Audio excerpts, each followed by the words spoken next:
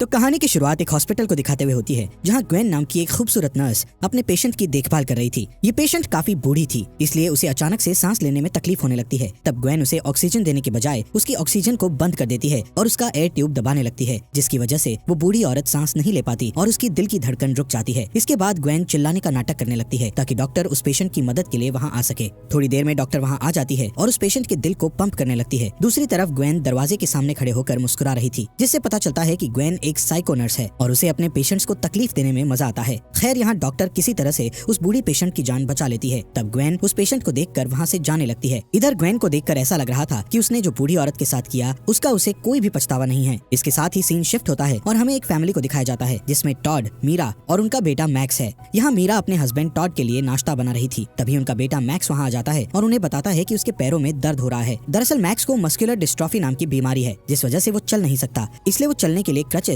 यानी बैसाखी का इस्तेमाल करता है। यहाँ मीरा मैक्स को लेकर टेंशन में आ जाती है, क्योंकि मैक्स खुद ही सीढ़ियों से चढ़ता और उतरता था और इसी कारण अक्सर उसके पैरों में दर्द होता था। मीरा को टेंशन में देखकर टॉड उसे शांत करने की कोशिश करता है और समझाता है कि ये एक नॉर्मल बात है, इसलिए तुम्हें इतनी फिक्र नहीं करनी चाहिए। तभी हम उस साइको नर्स ग्वेन को देखते हैं, जिसे यहाँ मैक्स की देखभाल के लिए रखा हुआ था। यहाँ ग्वेन एक फैमिली मेंबर की तरह रहकर मैक्स का ख्याल रखा करती थी। इसके बाद वो चारों लोग एक साथ नाश्ता करते हैं, जिस दौरान मैक्स गलती से अपनी क्रचेस को गिरा देता है, जिस पर ग्वेन क्रचेस उठाने में मैक्स की मदद करती है, पर जानबूझकर वो उसकी क्रचेस के निचले सिरे को ढीला कर देती है ताकि मैक्स बाद में उस क्रचेस की वजह से गिर जाए। ग्वेन ये सब सिर्फ अपने मजे के लिए करती थी, जैसा कि हमने कहानी की शुरुआत में देखा था। खैर, कुछ ही समय बाद टॉड काम पर जाने के लिए तैयार होने लगता है, जिस दौरान मीरा टॉड के सूट को साफ करने लगती है। तब टॉड और मीरा को एक दूसरे के करीब देखकर ग्वेन जेलस होती है, क्योंकि ग्वेन टॉड को पसंद करने लगी थी, जिस वजह से वो मीरा से जेलस होती थी। खैर, टॉड के जाने के बाद मीरा की फ्रेंड कैरन वहाँ जाती है। मीरा और कैरन जब बातें कर रही थी, तब ग्वेन मैक्स के साथ खेलते हुए उनकी बातें सुनने लगती है। यहाँ कैरन मीरा से कहती है कि मुझे लगता है कि मैक्स और टॉड ग्वेन को कुछ ज्यादा ही पसंद करने लगे हैं, इसलिए तुम्हें ग्वेन की जगह किसी दूसरी नर्स को रखना चाहिए। जिस पर मीरा मना कर देती है और बताती है कि मुझे लगता है कि ग्वेन ने मैक्स का अभी तक अच्छा ख्याल रखा है, इसलिए वो मैक्स के लिए परफेक्ट है। तभी अचानक से उन्हें मैक्स की चीख सुनाई देती है, जो कि क्रचेस टूटने के कारण गिर गया था। यहाँ मीरा मैक्स के गिरने पर ग्वेन को दोषी मानती है, क्योंकि उसे लग रहा था कि मैक्स ग्वेन की लापरवाही के कारण गिरा है। जिस पर मैक्स अपनी माँ से कहता है कि इसमें ग्वेन की कोई गलती नहीं थी, बल्कि ये सब क्रचेस के टूटने से हुआ था। इसलिए मीरा डॉक्टर केलर को कॉल करके मैक्स के लिए नए क्रचेस मंगा लेती है। इसी रात मीरा ग्वेन से माफी मांगती है, क्योंकि उसने ग्वेन पर गुस्सा किया था, जबकि उसकी कोई गलती नहीं थी। मीरा की माफी मांगने पर ग्वेन कहती है कि तुम्हें माफी मांगने की जरूरत नहीं है, क्योंकि मैं समझती हूँ कि एक माँ अपने बेटे के लिए बहुत टेंशन में होती है। हालांकि हम जानते हैं कि ग्वेन ने ही मैक्स की क्रचेस को ढीला किया था, जिस वजह से मैक्स गिर गया था। खैर, इसके बाद ग्वेन मीरा के लिए थेरेप्यूटिक चाय बनाती है ताकि वो आराम कर सके। अगले दिन मीरा मस्कुलर डिस्ट्रॉफी वाले लोगों की कम्युनिटी को ज्वाइन करती है, जिसमें मौजूद लोगों के रिलेटिव्स और फ्रेंड्स मैक्स की तरह ही इस बीमारी से गुजर रहे थे। यहाँ मीरा मैक्स की कहानी बताते हुए रोने लगती है। साथ ही उसे बुरा लगता है कि मैक्स नॉर्मल बच्चों की तरह अच्छे से खेल नहीं सकता।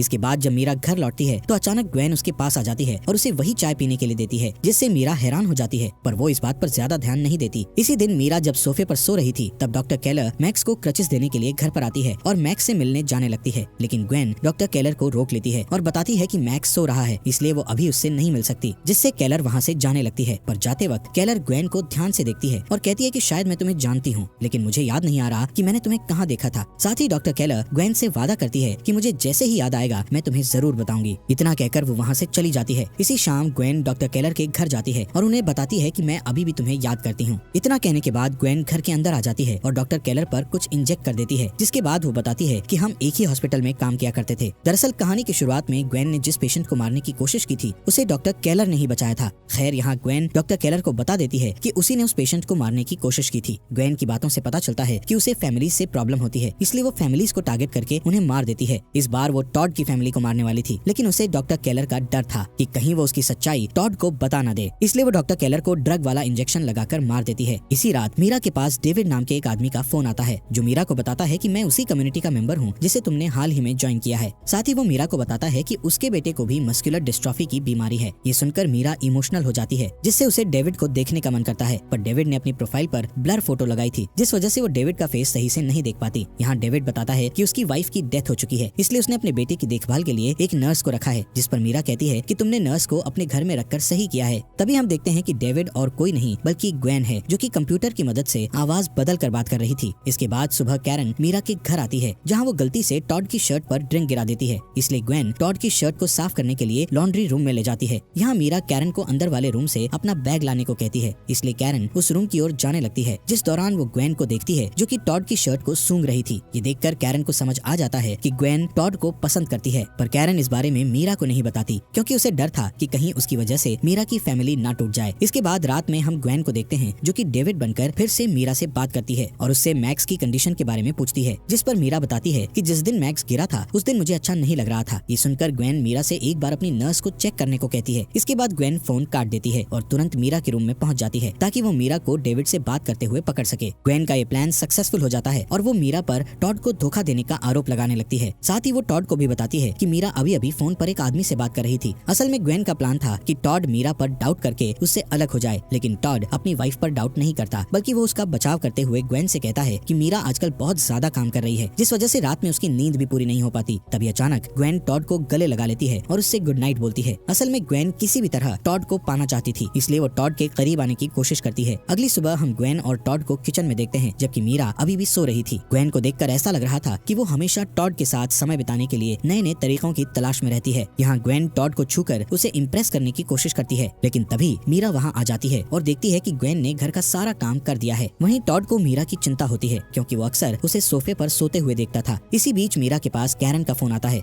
जो कि मीरा को उसके जन्मदिन पर फूल भेजने के लिए थैंक्स बोलती है। ये सुनकर मीरा कंफ्यूज्ड हो जाती है क्योंकि उसने कैरन को फूल नहीं भेजे थे। यहाँ कैरन मीरा को लेकर टेंशन में आ जाती है और उसे डॉक्टर को दिखाने की सलाह देती है। इसके बाद मीरा को पता चलता है कि कैरन को वो फूल ग्वेन ने भेजे थे। ग्वेन मीरा से कहती है कि तुम कैरन का जन्मदिन भूल गई थी, इसलिए मैंने उसे फूल भेजकर विश कर दिया। वो दोनों बात ही कर रही थी कि तभी अचानक मीरा बेहोश हो जाती है, जिसे ग्वेन संभालती है और अंदर ले आती है। तब मीरा कहती है कि मैं डॉक्टर को दिखाना चाहती हूँ। साथ ही वो ग्वेन से टॉड को इस बारे में ना बताने का कहती है। तभी ग्वेन कहती है कि तुम्हें हॉस्पिटल जाने की जरूरत नहीं है क्योंकि मैं तुम्हारा ब्लड सैंपल लेकर उसे लैब में टेस्ट के लिए भेज दूंगी। इसी रात मीरा डेविड से बात करती है और उसे अपने घर की प्रॉब्लम्स के बारे में बताती है, जिस दौरान टॉड और मैक्स घर पर आ जाते हैं, जिन्हें देखकर मीरा तुरंत डेविड का कॉल कट कर देती है। यहाँ मीरा मैक्स को उसके कमरे में ले जाना चाहती थी, लेकिन अचानक से उसे धुंधला धुंधला दिखाई देने लगता है, इसीलिए वो मैक्स से उसके पीछे आने का वादा करती है। पर मीरा को बहुत तेज नींद आ रही थी, इसलिए वो सोफे पर ही सोने लगती है, जिस दौरान उसके पास वेबर नाम के आदमी का मैसेज आता है जिसमें लिखा था कि डेविड एक फ्रॉड है। अगले दिन टॉड मीरा को जगाने की कोशिश करता है, तभी वो मीरा के फोन पर वेबर का मैसेज देखता है।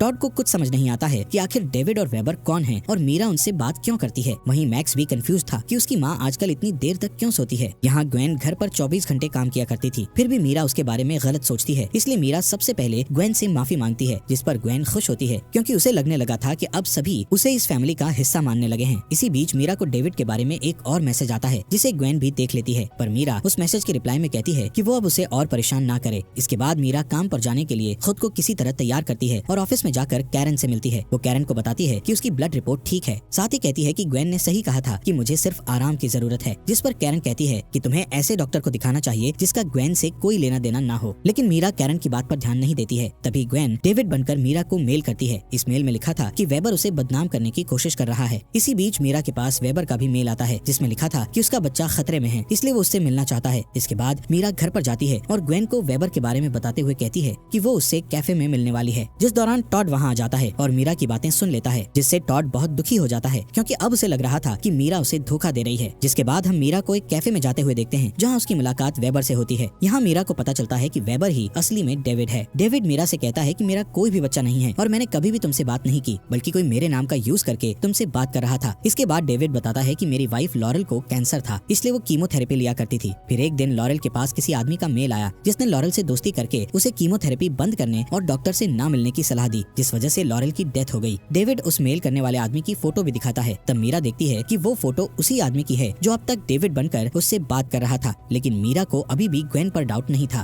खैर तभी हम टॉड को कैफे के बाहर देखते हैं जो कि मीरा का पीछा कर रहा था। यहाँ टॉड मीरा को डेविड से गले मिलते हुए देखता है, जिससे उसे यकीन हो जाता है कि मीरा सच में उसे धोखा दे रही है। दूसरी ओर हम कैरन को देखते हैं जो कि मीरा को एक बैग देने के लिए उसके घर आती है। इसके अलावा वो यहाँ इसलिए